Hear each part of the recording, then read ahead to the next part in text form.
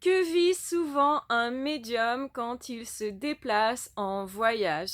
Souvent, on est happé par les lieux et ça peut être positif comme moins positif. On va ressentir l'énergie des lieux. Parfois, ça nous met vraiment en extase. C'est hyper agréable. Parfois, dans ces lieux, on a justement des personnes qui habitent ces lieux sans que ça soit forcément des fantômes. Les fantômes sont plutôt errants, sont plutôt enfermés dans un lieu et peuvent être pas super agréables à rencontrer, on va dire ça, alors que les gardiens des lieux, des personnes qui gardent les lieux, qui sont là justement pour que ça se passe bien, eh bien sont plus là pour nous accueillir.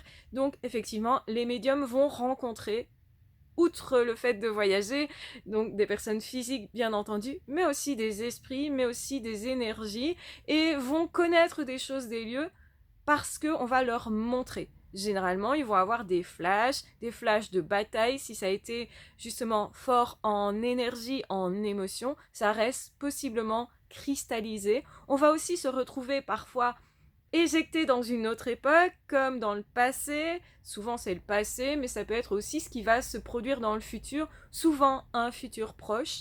On va nous montrer des scènes et donc c'est assez perturbant parce que nous on voulait juste visiter tranquillement et puis on se retrouve happé dans un autre lieu, dans un autre univers et puis on revient. C'est comme si on avait une période d'absence mais qui n'est pas toujours visible par les personnes qui nous accompagnent. Parfois c'est tellement court et nous, on a l'impression que ça a été super long, mais en fait, le temps n'étant pas le même, la personne enquêtée ne s'est aperçue de rien du tout.